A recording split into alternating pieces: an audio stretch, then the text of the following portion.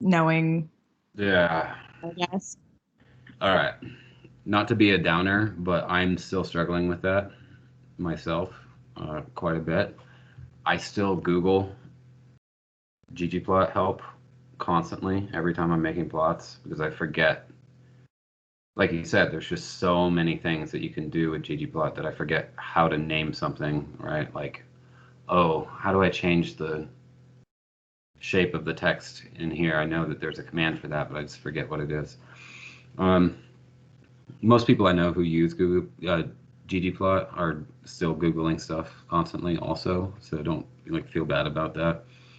But being able to get a data set and at least start making some exploratory graphs like dot plots or box plots, that is a very useful skill. Um, we'll talk about why when we take a closer look at kind of the data science life cycle here not too long. I just wanted to check in with you. Anyone else? Are we struggling with ggplot, just the kind of the basics of it? Give me a second, I'll have a question. Okay. I have a question. All right. How do we make it so one of the axes doesn't have any numbers on it? I tried that before. I'm glad you asked. I'm going to show you that today. We'll spend a fair amount of time doing exactly that kind of thing. Yeah. Okay, because I just like broke my code when I tried it. Yeah, that happens.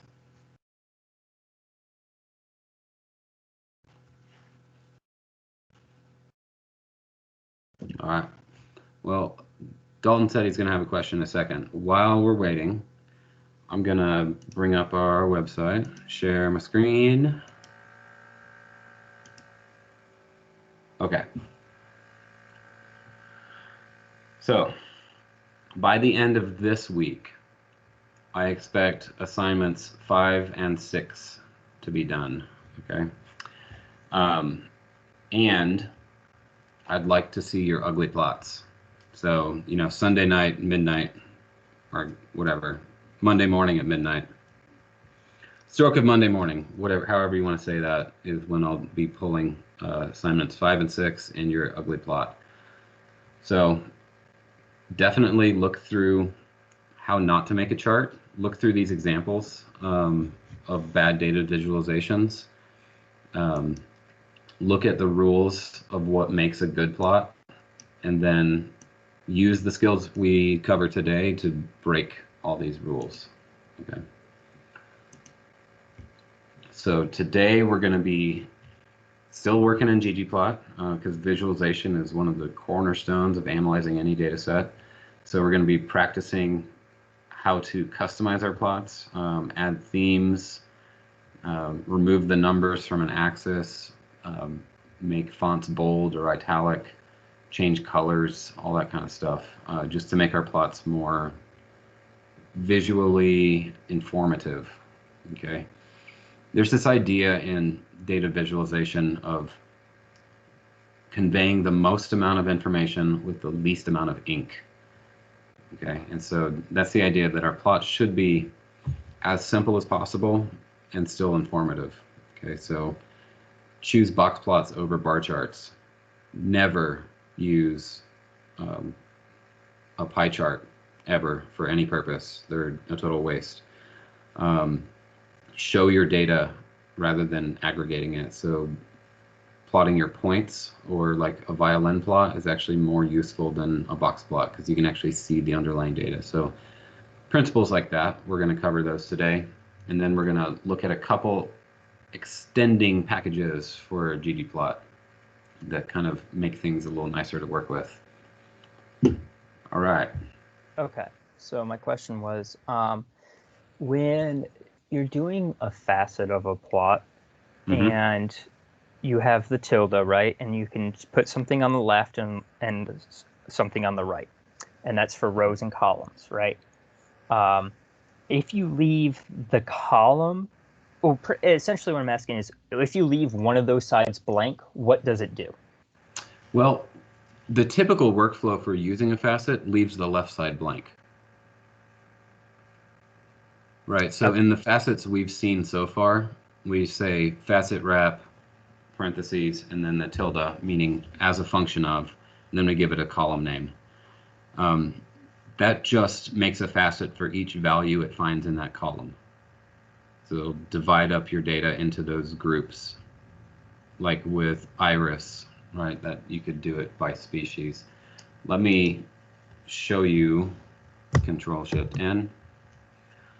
Make this a bit bigger. Okay, so I could say data iris library tidyverse. So we've got our ggplot. Okay, so I could say ggplot iris.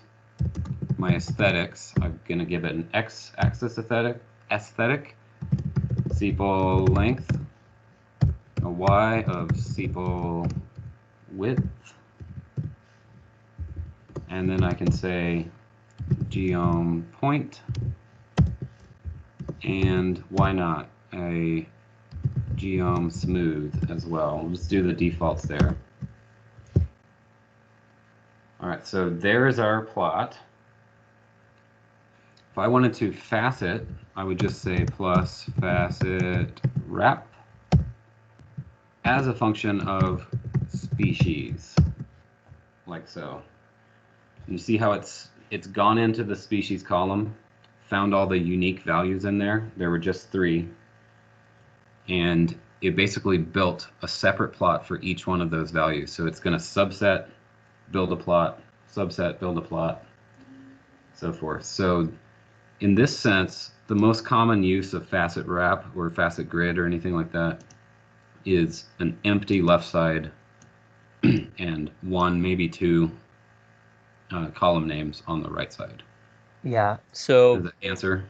I get that. I'm looking for, like, I'm having trouble understanding when you fill in the left side and don't put anything on the right side, because you're not giving it any columns. Is it taking all the columns? Is it taking none of the columns? You got to read it in English to maybe make sense of this. So facet wrap and then species by nothing? As a function of. Oh, so tilde means as a function of. Facet wrap, I want you to facet this plot, species as a function of nothing. And it's going, what? And I'm going, what?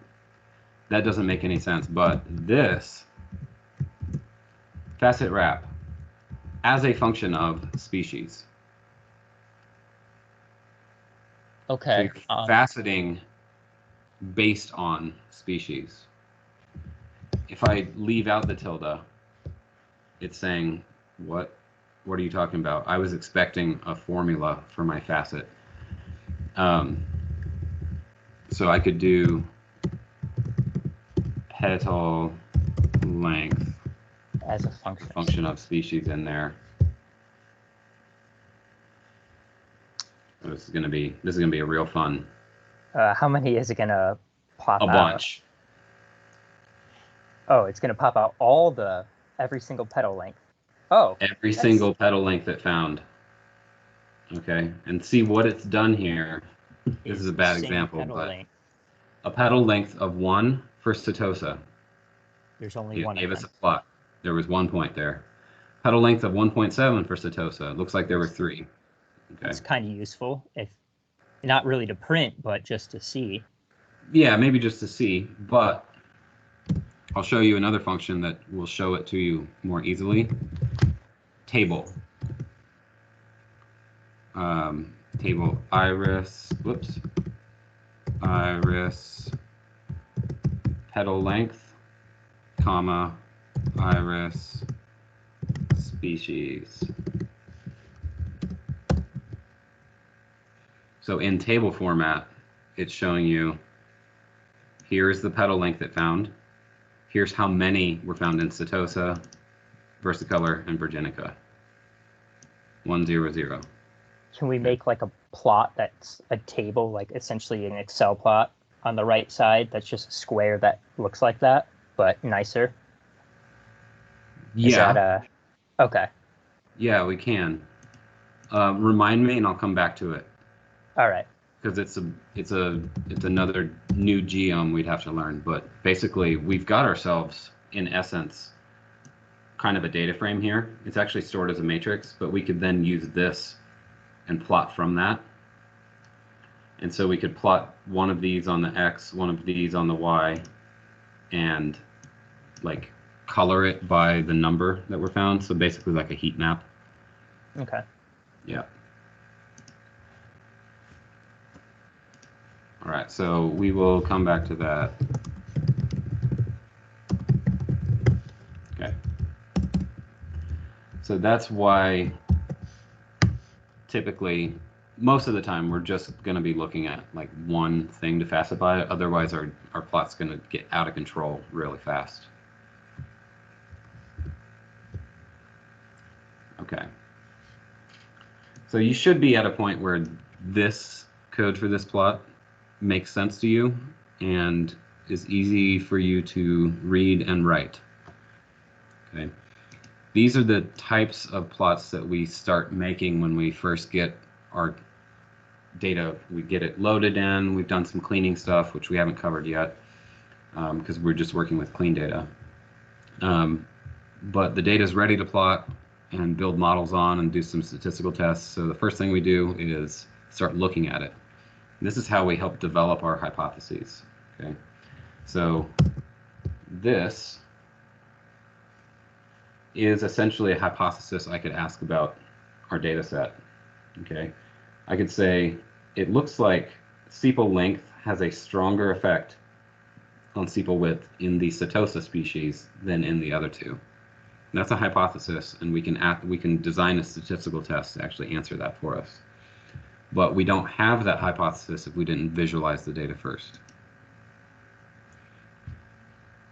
Okay.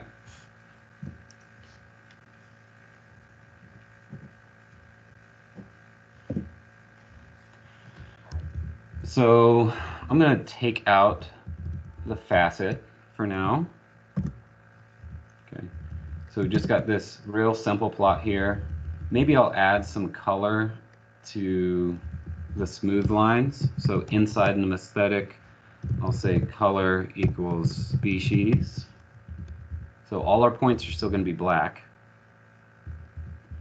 because only geom smooth has the aesthetic color. All right, so all our points are black, and we've got 3 different kind of best fit lowest curve lines on there. Well, that's a plot. It'll do, but it's kind of ugly. So let's customize it. Okay. So first thing we can do is just add theme. This is how you do all your plot customization. BW. All right, so that's just a black and white theme. So real quick, we can just kind of add things to it. As a matter of fact, I'm going to copy this code. I'm going to stick it here, and I'm going to save it as P.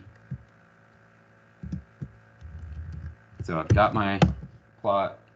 There it is. That's our base plot. So now if I want to customize it, so there are built-in custom or built-in plot themes. P plus theme BW, black and white. P plus theme classic. P plus theme underscore, and you get a nice list of them here. Minimal.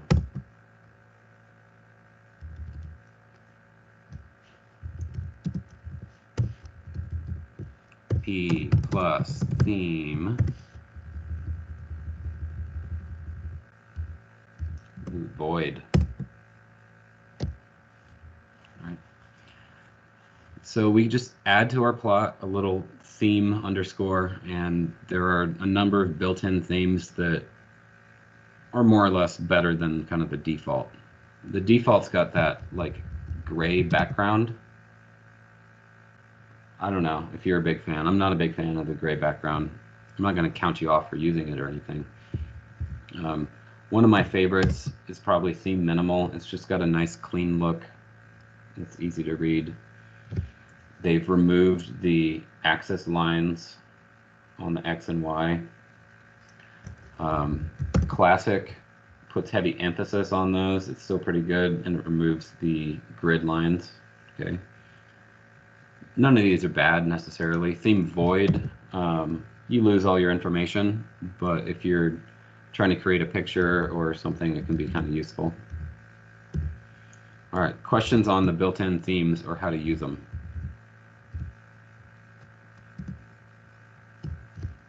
So what can you specify in the theme since there's parentheses? These are used without any specification, just Okay. as is. That's it. It's like a little helper function that gives you a bunch of theme options all compiled together in one simple function. And so you're not adding anything in the parentheses. But we can customize our own theme for a plot. So we can say P plus theme, and without the underscores, here's where we can specify stuff. Okay. So in there, I'm going to hit tab. So I get a drop-down list. These are all the things that we can change about our plot. All right. So let's look and see what some of them do. Axis title. All right, and they all take the same kind of format. It's very confusing at first. We tell it the element of our plot that we want to modify. So in this case, the axis title. So for our plot, that's the X and Y axis titles. Okay. And then we say what aspect of the axis title we want to edit. If I want to make the text bigger or bold or italic or something, you start typing the word element. So what element of the axis title do we want to alter? Okay. Do you want to remove it entirely? Then you say element blank. Is there a line that we're trying to change? Well, in axis title, no. There is a rectangle behind it, and there is text. If you're messing with text, probably you're going to be selecting element text. That itself is a function. So element text. We can change a few things about it. The font family, the face, plain, italic, bold, or bold dot italic, the color, size, the horizontal justification, vertical justification, angle, line height, color spelled Americanese, the margin around it. So let's try this, face equals bold. So this is kind of a lot to type just to get bold text, but this is how you do it in ggplot. This is why it's so customizable, is because we're giving it the thing we want to change, nothing else, just that specifically. We're saying that is equal to element text, face equals bold. So let's run this. Comparing the two plots, we've made the axis labels bold.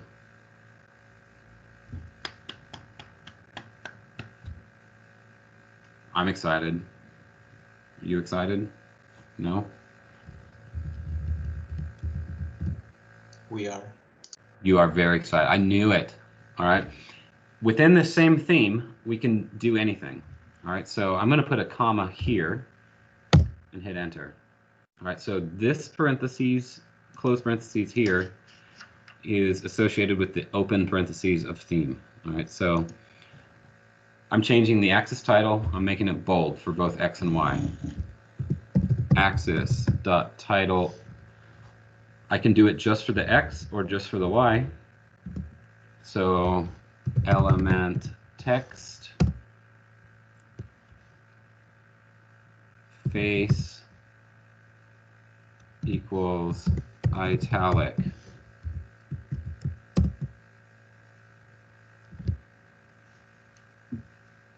All right, so just the X axis is now italic.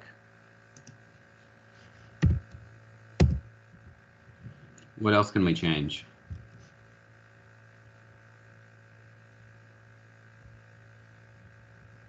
Do the title and change the title's font then, or not the font, Okay.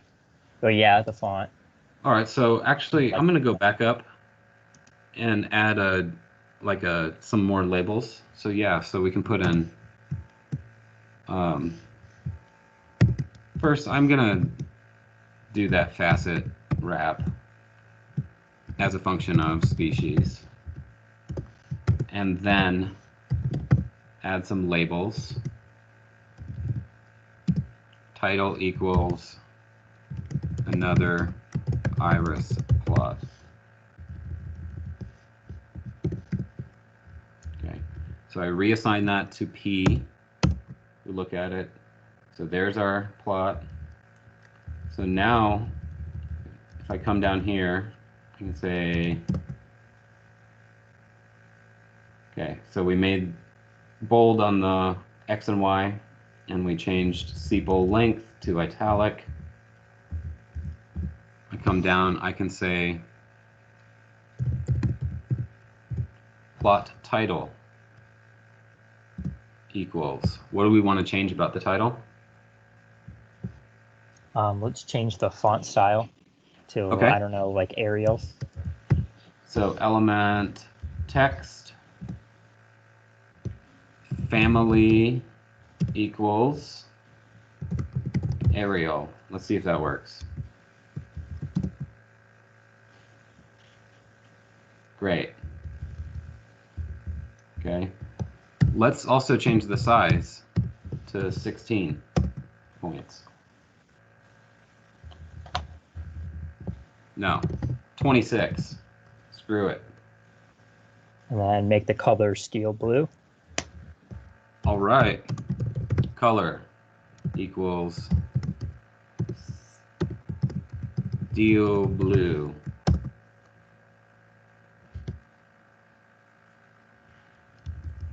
And why not, just for fun, face equals italic.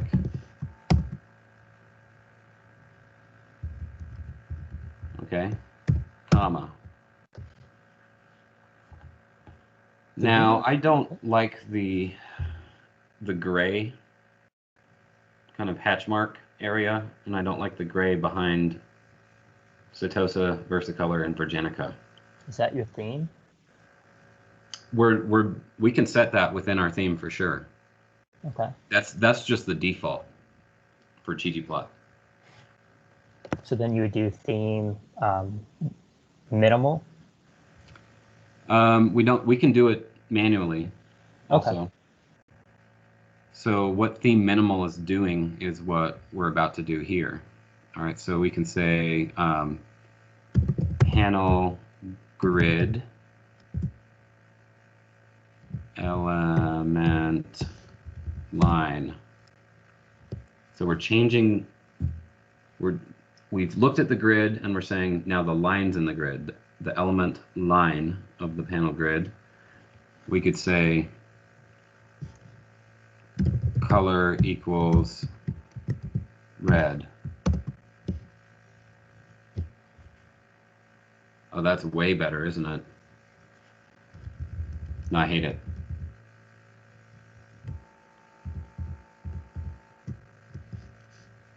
How would I just get rid of it? Color red, size equals 0.5. Size equals 5. Let's do this. Let's make it terrible. Yeah. If I just wanted to get rid of it, instead of element line, there's a shortcut, element blank. So this is deleting the panel grid. All right.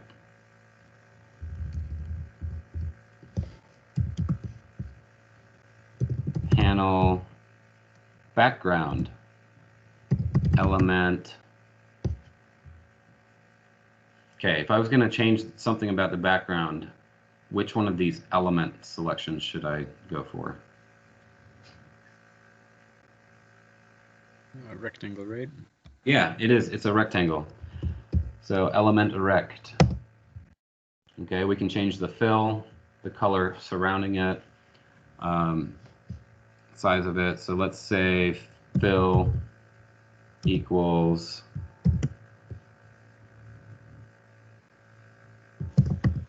steel blue. Sure, why not? All right.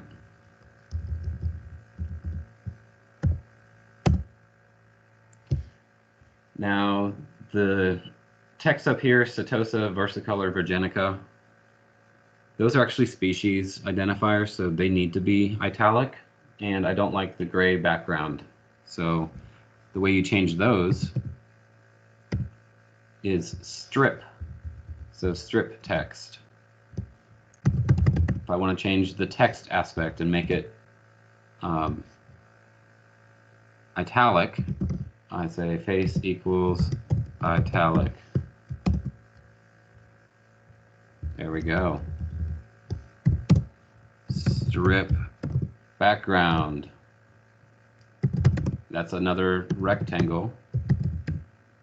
Element rectangle. Fill equals white. So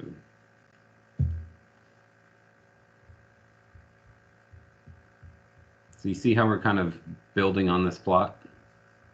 And it's all within a single theme, a single call to the theme function.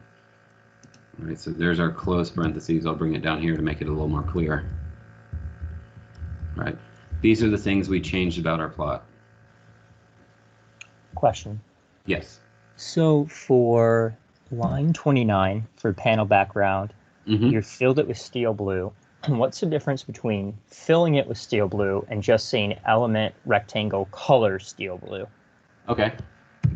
Color equals purple.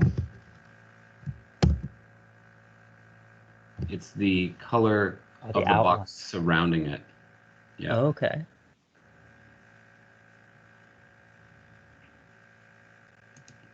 If I wanted to make that bigger, I've never actually tried this. I expect, like, make the color surrounding it thicker. I think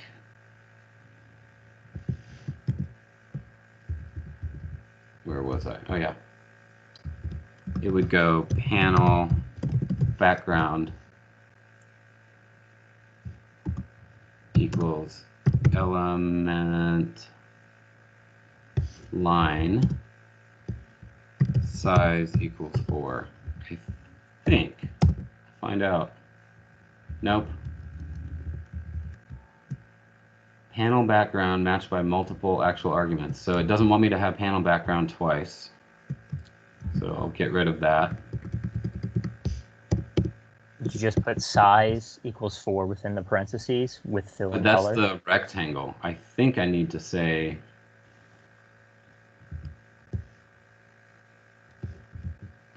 I'm not actually sure. Panel background equals element rect, fill, blah, blah, blah, element size, element line.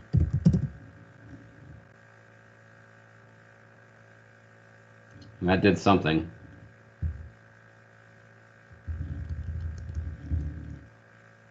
I have no idea what that did, though. It made the lines thicker right next to the numbers. Yeah, just those. I was expecting it to do that purple line. Is it because the numbers are the elements? No, the element.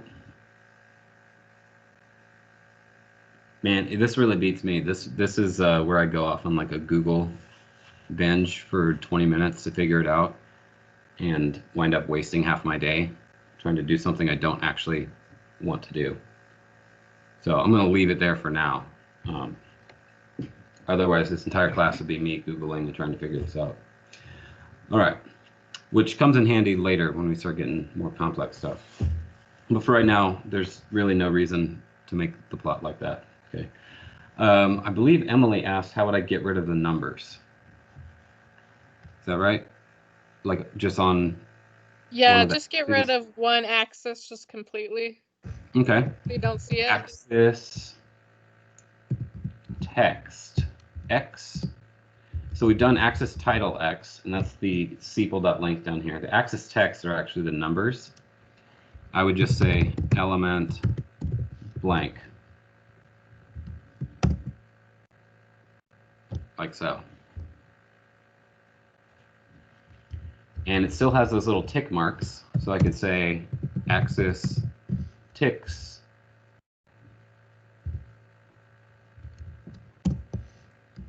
element blank.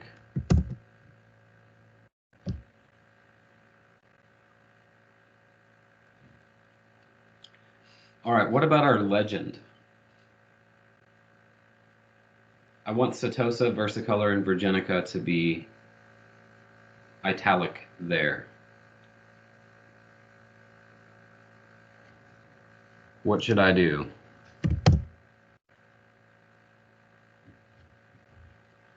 Start typing in legend and see if maybe it pops something up. That is exactly what I do. I start typing legend and see if it pops up. Because you never know what these things are going to be called. Like, the titles of the different facets are actually called strip text and strip background. So the only reason I know that's because I've Googled it like 40 times. So legend, we've got spacing, key, key height, text, text align, title, title align, legend text, element text, face equals italic. That worked. Legend dot position top. Is that how you do it? There we go.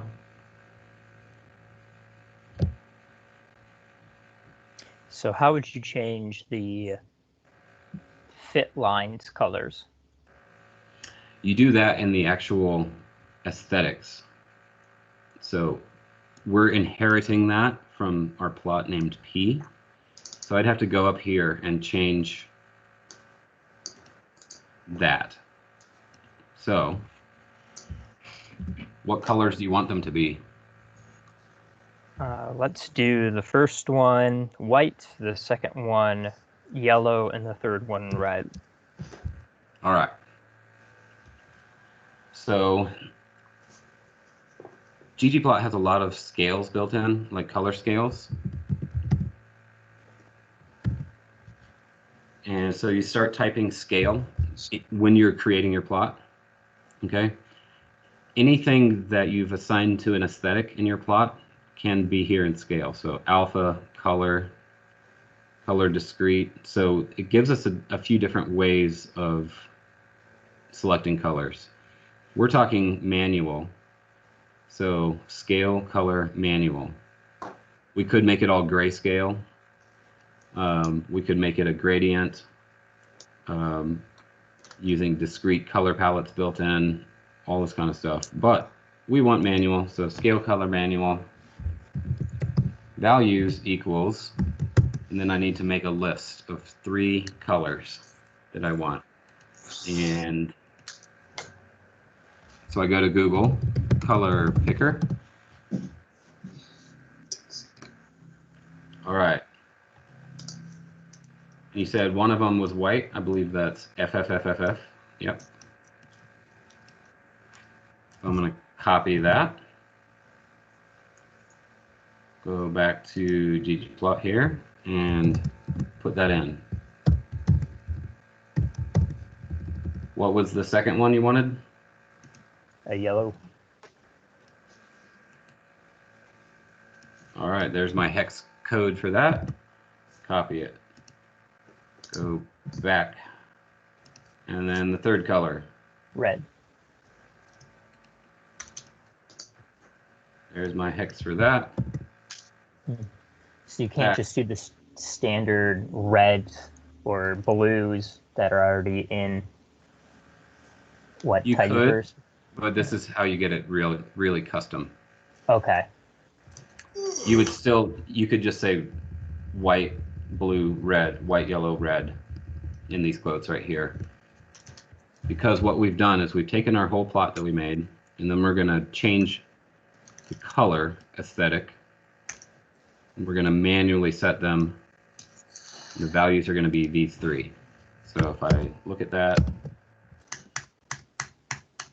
there they are, white, yellow, and red. Our very custom white, yellow, and red. All right, so then we do all this theme stuff on it, and there's our plot.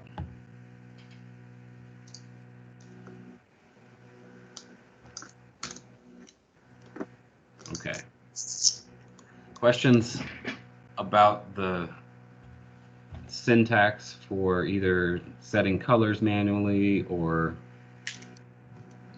this theme way of changing things about your plot? I know it's a bit confusing, and there's no way you're going to memorize all the names of these aspects of your plot, right? Panel.background, strip.text. But you can look through it just by doing a tab and scrolling down to see things that might be useful.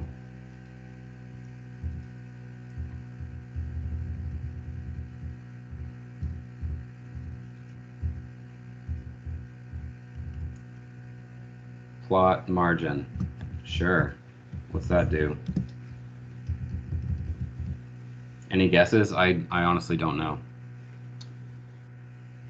It's going to do something with the margin, that's for sure. Maybe, is that going to be the size of the margin that you have to do size? I bet so. And there's no help file for it.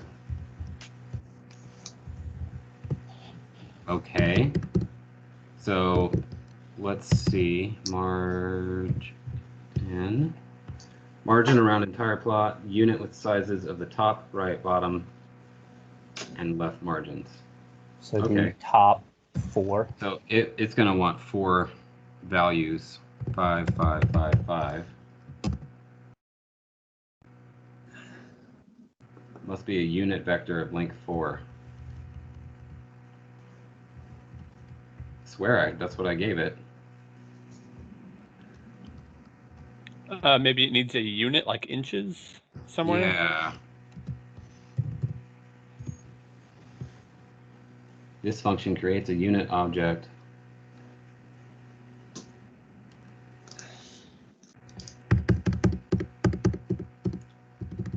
Plot margin equals unit.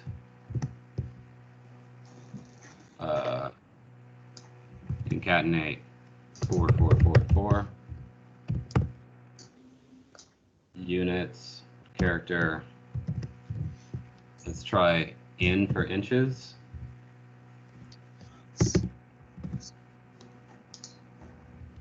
Argument 5 is empty. Oh, you're right. Hey, that works. So I've never done that before. I hate it.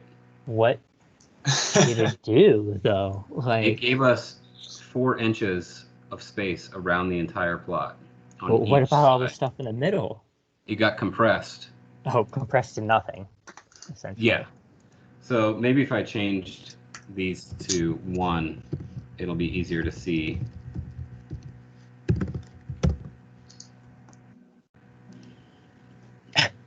Yeah, so now we've got a 1-inch margin on each side.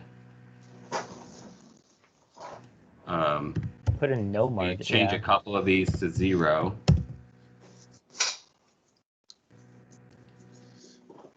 All right, so our top, our right have 0 margin. Our bottom Okay. and left still have 1 inch. So here's a question. Let's say on our plot we wanted to show the percent of sepal width that is above 3, and actually have it say 33% or something like that on the plot. So that's just one value, right? You could do it for each species, and then that would just be 3 values. And you want to plot that? Yeah, essentially just show on the plot, say, hey, above width 3 for each species, this is the percent of sepal width that's above that.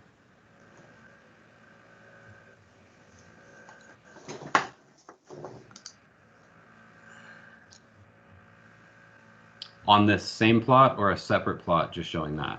I mean, we can do the same plot. Okay. Well, yeah, on that plot, you can change what type of plot if it needs to be like a box or something. Yeah, it's going to have to be basically a bar. It's the only thing that, or just a point, because it's just going to be one value, like 12%, right? And that'll be on a different scale than sepal width, so probably a separate plot is the way to go. If you're making a really horrible, ugly plot for, say, an assignment coming up, you definitely want to mix the scales and throw it on the same thing. So let's try. Okay. So- I have a question. Yeah. I've been trying to run the customized plot, but it's not working for me. I can't spot the error. What's the error say? This is only elements of some class can be merged. So. Okay, so maybe what you've done is it. If you wrote it exactly like this, it should work. And so consider maybe you don't have a comma at the end of each line.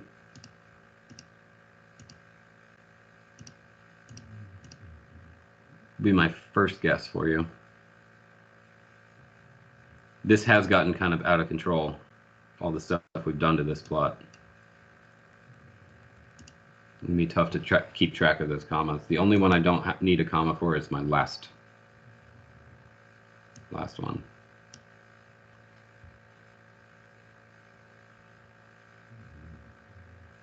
Yeah, and we went from pluses before to using commas. What? Well, that's because this is all one command theme.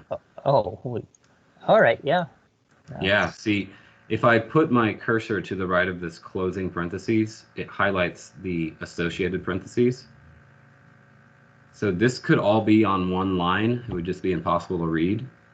So after commas, you can hit return, and it will kind of keep the same function open for you. Okay.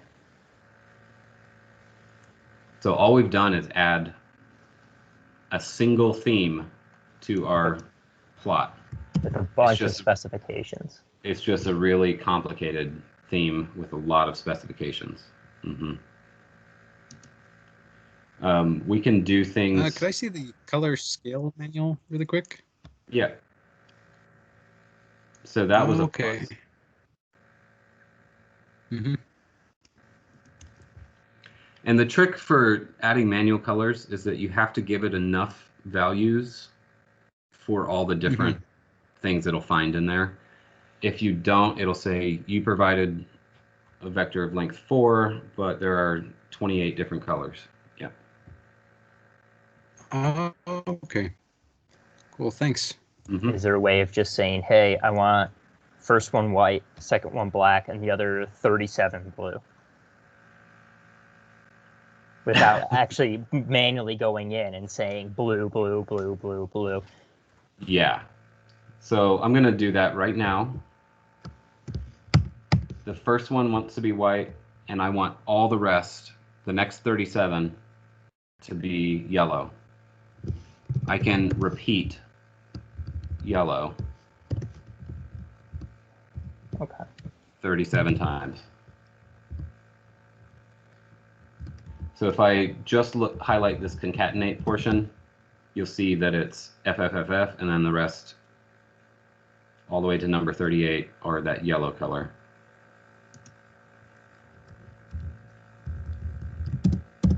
And so the last two should be yellow. There they are.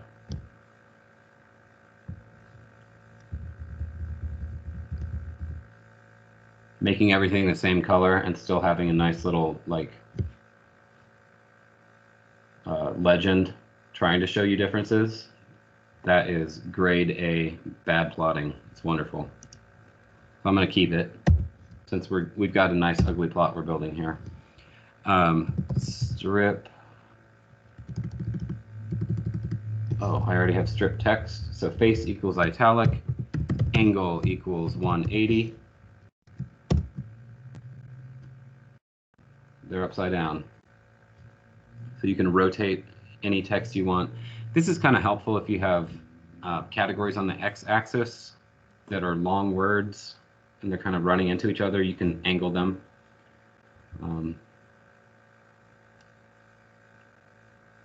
Okay.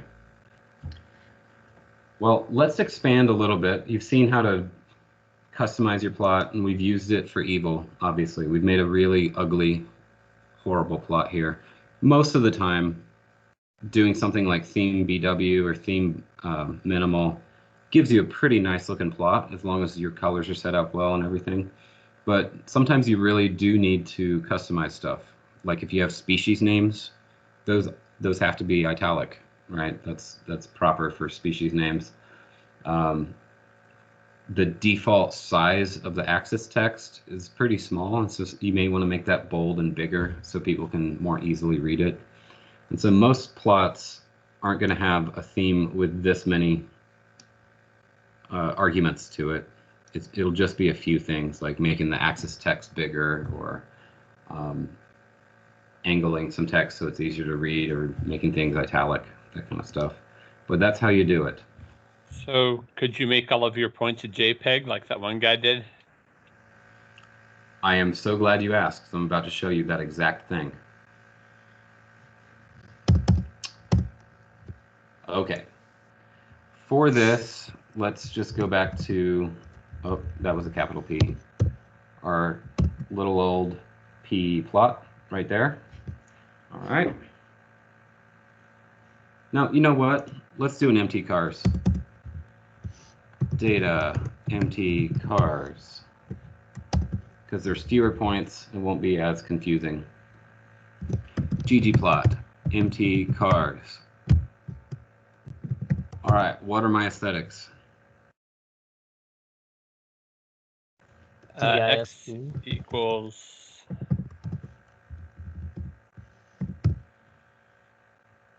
this place for I don't know. All right, sure, disp. Y equals MPG, because that's the one we care about. Okay. So ggplot empty cars plus geom point. Ta-da, we got ourselves a plot. Now, instead of those nice, lovely black dots that are easy to read, let's make it some pictures.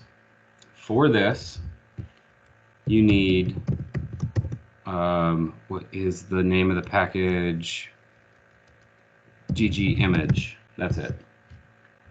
GG image. So you'll need to go packages, install GG image.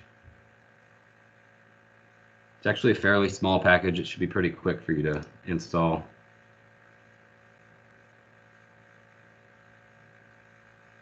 Yeah, 69 kilobytes, that'll be quick. All right. So then library GG image.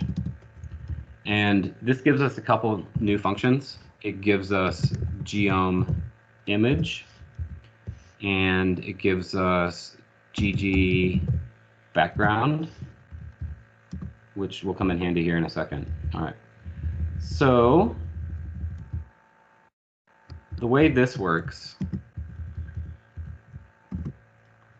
is instead of geom point, you say geom image. And then you have to give it the file path to your image. Okay.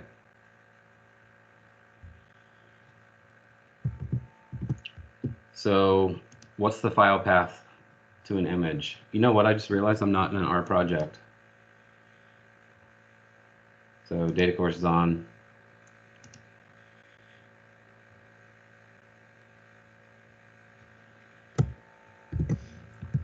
Paste all that back in. Okay. It's copied and pasted it into here. So now my file paths will work. Geom image.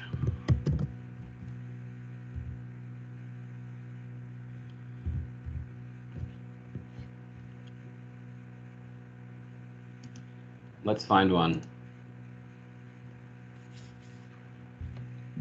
What should this be a picture of?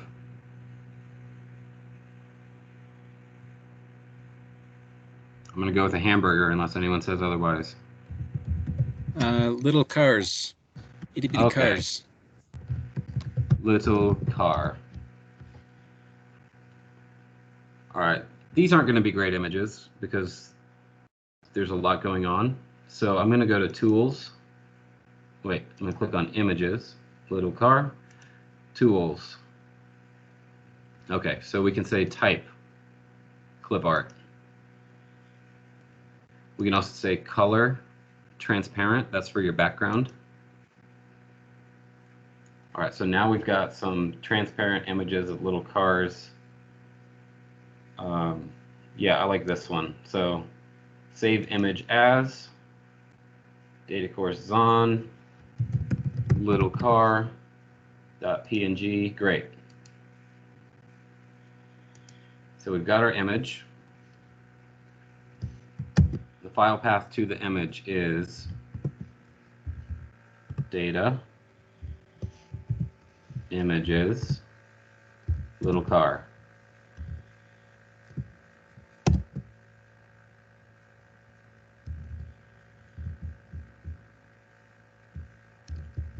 Aha.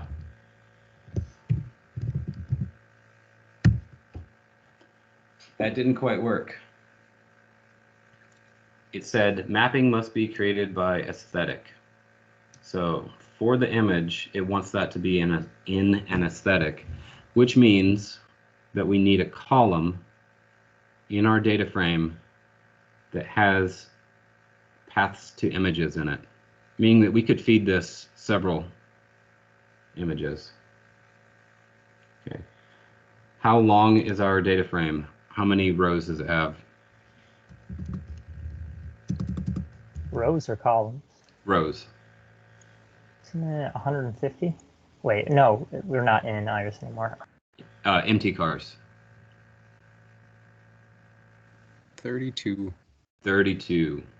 Okay, so we could either repeat this string 32 times and put that into a new column, or we can just say empty cars image. What have I done there?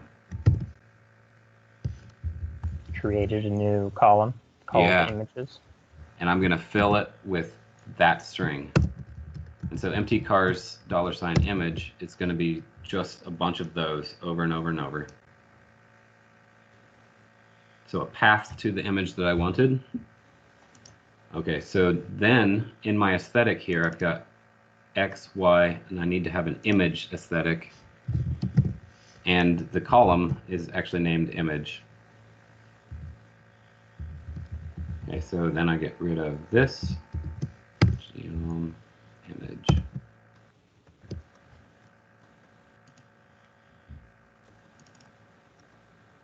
And there's our little cars. So would you, if you wanted multiple images in the column, just do a comma, or would you concatenate line I would- 56. I would concatenate. So what I would do, if I wanted multiple images, I would come up here and say concatenate. And then I would say repeat this 16 times, sure. And then repeat the path to another image.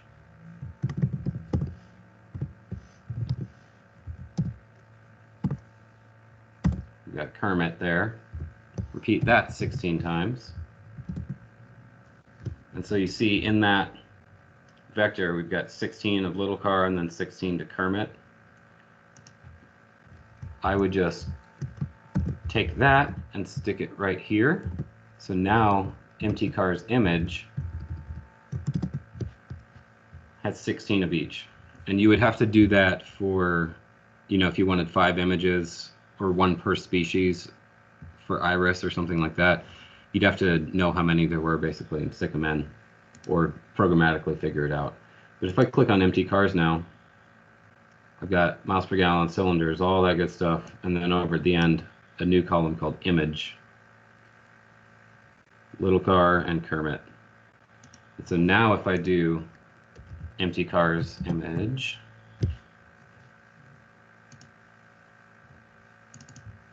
some of them are Kermit, some of them are little car.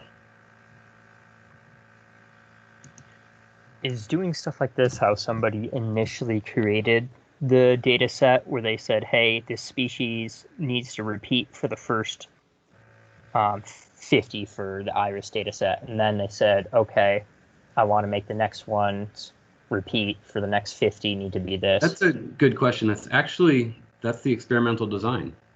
So that's a researcher who said, I'm going to collect 50 of each of these species and measure them.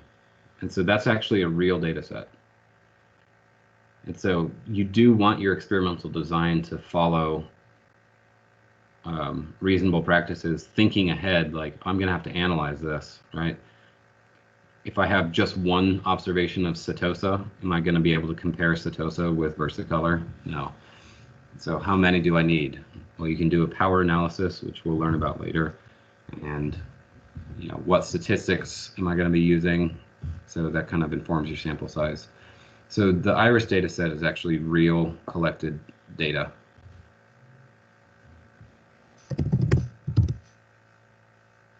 Theme BW.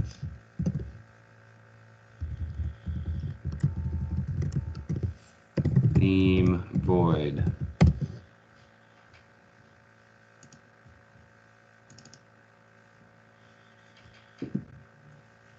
So could you do a theme and then link a file path to make it a PNG as the background? That's this GG background. So Okay. that's our next, so the next thing, what it wants you to do is basically save this plot. So I'll call it P2. Okay. And then GG background, you'll say plot 2, and then give it the path to a file. Data, images, and let's make Kermit our background. Just like that.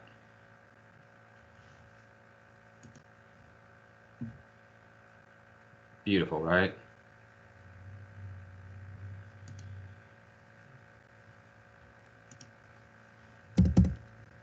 So that's GG image. It can be pretty nice. If you do have some nice line drawings, you can even draw your own, scan them in, and use that kind of stuff.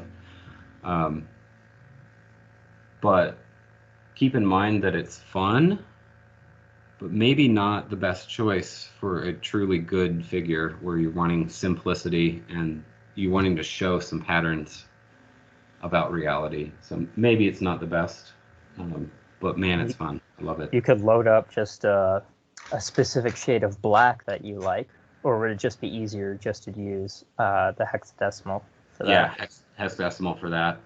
But if there was a particular shape You could load that up or just find it online or whatever. Do a line drawing of your little sister's face with a really giant nose and put that as points, right?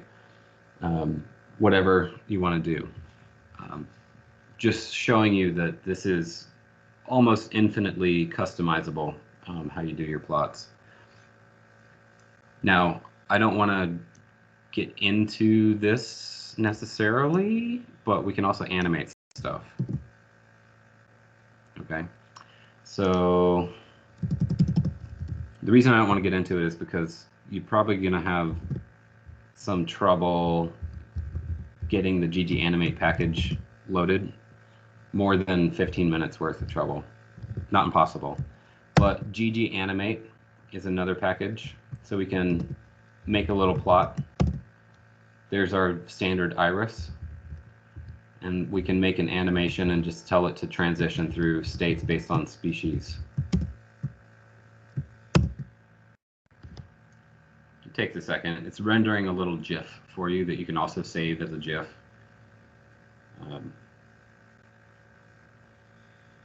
Let's see if this works. It's compiling all our frames. And there we go. So it's animating.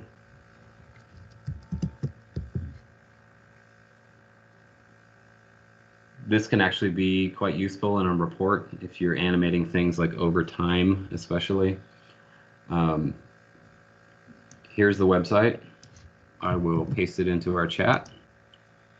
It has a nice walkthrough on how to use GG Animate. Where's the chat? There it is. So could you use this to do, I forgot what the name of the plot is, but where we made it transparent and they covered over each other, they were hills, where it shows one and then it overlaps the other one, and then it repeats that where it goes back to just showing one, then it overlaps the other one. Okay. Absolutely.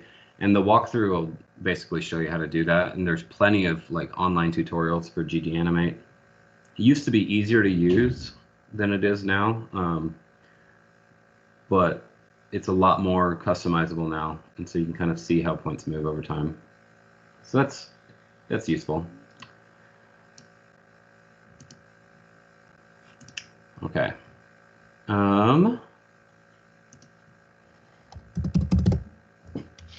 The final package that I'm going to show you today is called Patchwork.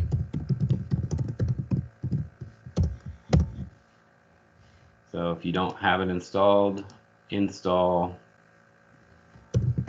Patchwork, written by the same wonderful person who gave us GG Animate. Okay. And it's really easy to use. We've got a couple plots, P and P2, that we've saved so far. Okay.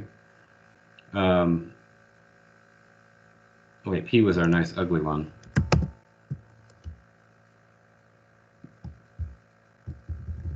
Yeah, P. Okay. And then P2 is our empty cars. Basically, if you have a couple plots saved, you can just add them together. P plus P2.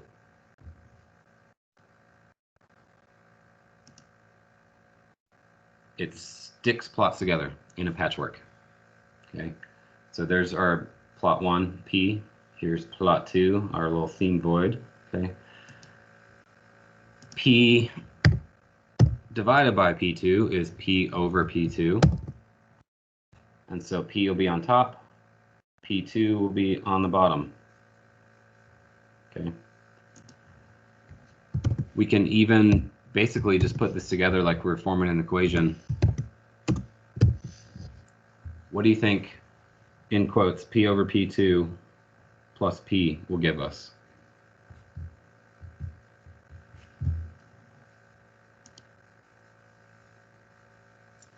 P over P2 on the left side and P covering the full right side. That's it. And it does a nice job of P over P2 plus P. It wasn't able to stick them next to each other. We didn't have a big enough plotting area. P over P2 plus P.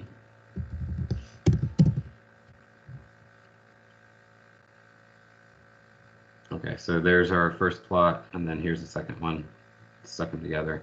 So you can compose complicated figures this way. Okay. The patchwork library just works like that. It uses the names of saved plots that you've made. Really nice and simple. Okay. So today we kind of covered a lot of material without actually covering a lot of material because it takes a little while, right? We learned how to use theme to change aspects of our plot, okay? And we learned the GG image. I introduced GG animate. I'm leaving that up to you to learn if you want to learn it, okay? And then patchwork.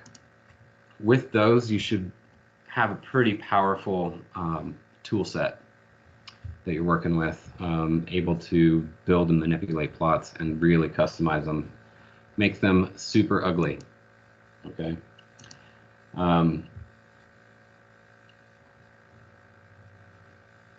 All of these plots are super ugly, and they were put together using geom image and just changing the themes of the plots.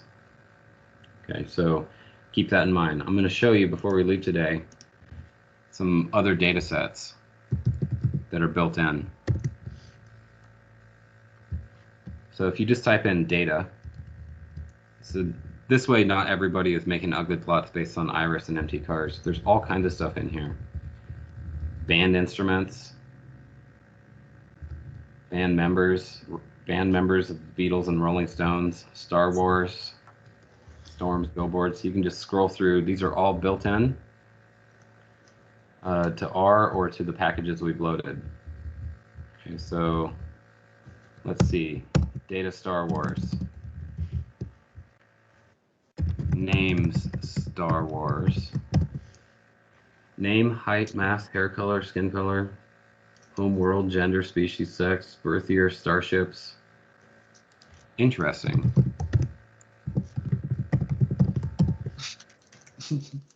So this is a built-in data set. When you're making your ugly plot, just pick a built-in data set and use it for plotting.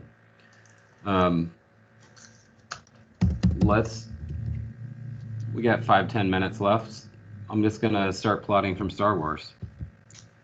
So ggplot Star Wars aesthetic x equals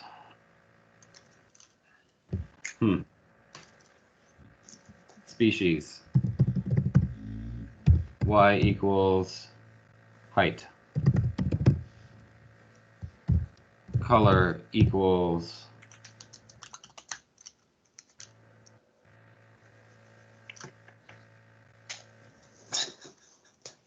man, this is a rich data set to pick from.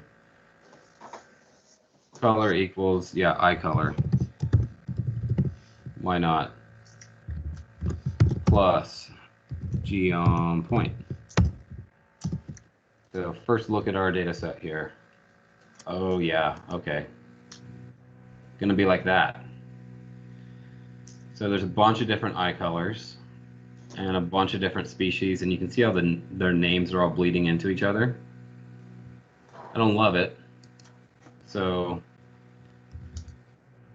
maybe instead of point, I'll do box plot.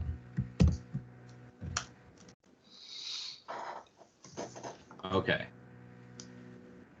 Now to get rid of the names bleeding into each other, we can break out our handy theme, axis text,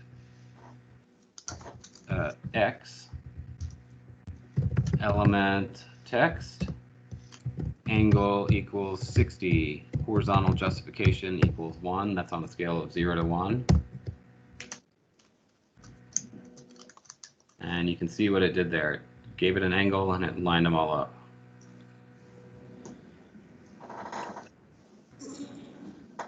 Okay. Theme, BW, plus that.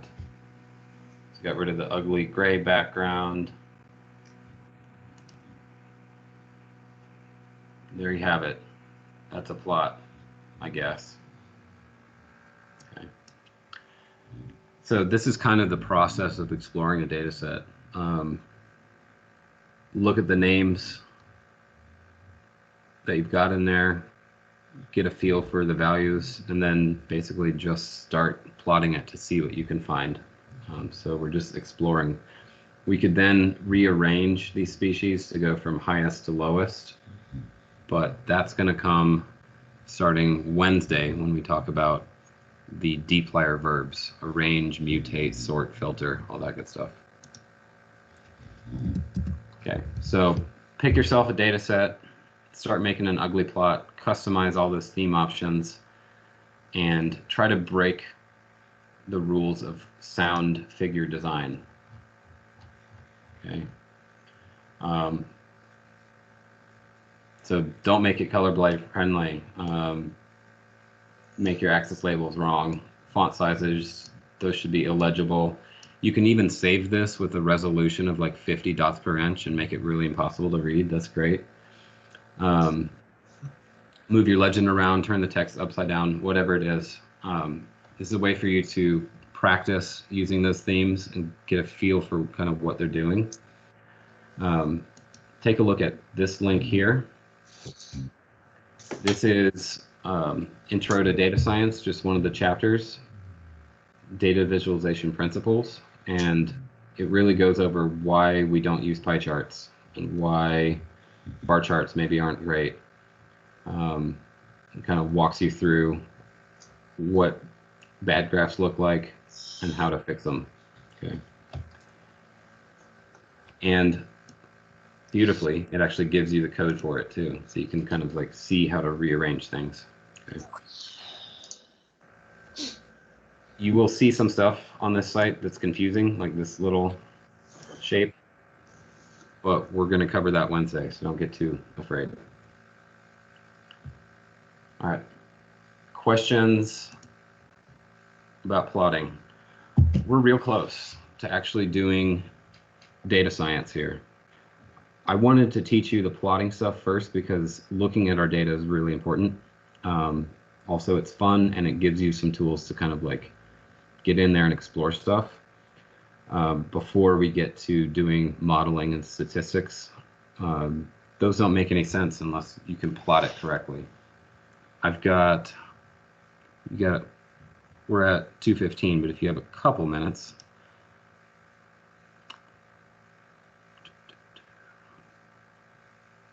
data set, desktop. All right, I put together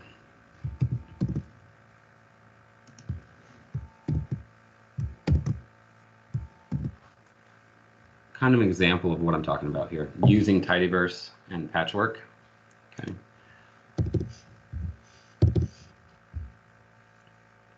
So I made some fake data.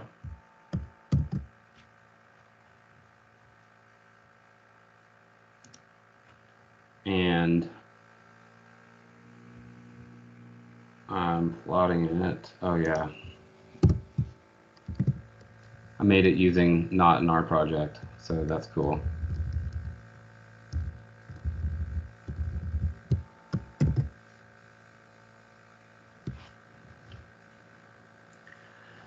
So this is one data set. I'm showing you 6 different ways that it might be plotted out in the wild, so to speak.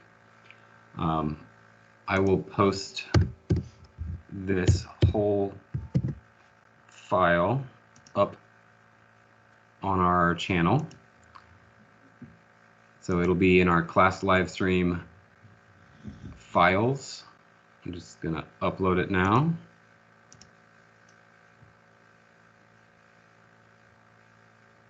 Desktop.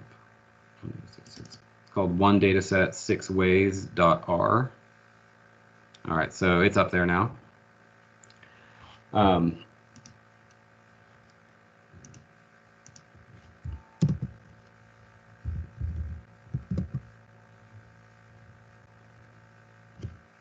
on, show me my plot.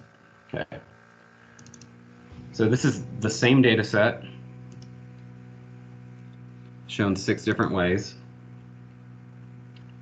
with the bar plot, including error bars. Okay. The box plot method, dot plot method, and then density plot and a histogram, which are basically mirror images of each other. Okay. I ran a t-test on these data to see if X and Y are different. The answer is no. Okay. It said that they are not significantly different. But what can you tell me about this just from looking at it?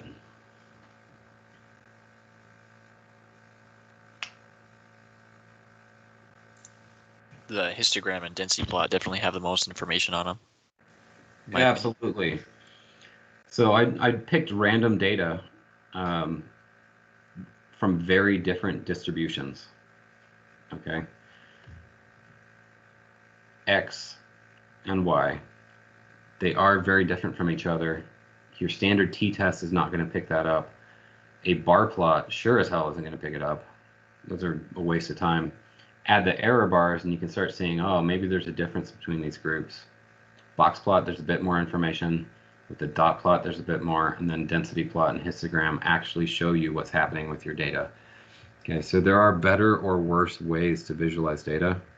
In that one dataset 6 ways.r that I just uploaded, it includes all the code for generating this. So it's another kind of example you can look at for how the plots were generated and how I stuck them together using patchwork. But I want you to keep that in mind. When you see a bar chart without error bars, immediately your first thought should be, I don't buy it, right? Because look at that. It's not showing you the real picture. So your job as a data analyst, as a good biologist, is going to be visualizing data, looking at it and looking for differences between groups and stuff like that. Okay, and knowing that, oh, a t-test probably isn't going to get the job done for these 2 groups. It's not going to be able to tell them apart.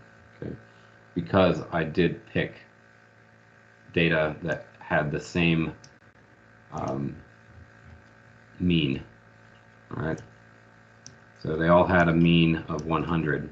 So of course, t-test is not going to pick them apart. Okay. So take a look at that. Just keep it in mind. Our data analysis lifecycle, we've covered importing and visualizing. All that's left is cleaning and modeling. Okay. These go back and forth between each other. We're often importing the data and then realizing it's kind of dirty, so we got to clean it first. We're importing it and then visualizing it, and then we go to clean it, and then we clean it up and visualize again. We realize we need some more cleaning, but eventually we do get to modeling, okay, where we do our statistical tests, where we look at regression analyses, and then that may generate new hypotheses, so we go back and visualize again, right? So visualization is really at the heart of data analysis. It lets us see what's going on. Okay. So that's why we're doing it before cleaning. But starting Wednesday, we move into cleaning data, and we'll see data that's not nice and tidy like empty cars and iris. All right. Any questions before I call it good for today? Work on assignments 5 and 6. Make an ugly plot. Ernie. Oh. No, I'm good. No. Thank you. Okay. All right. Peace out. I will see you Wednesday. Bye. Thank you. Thank you. Bye.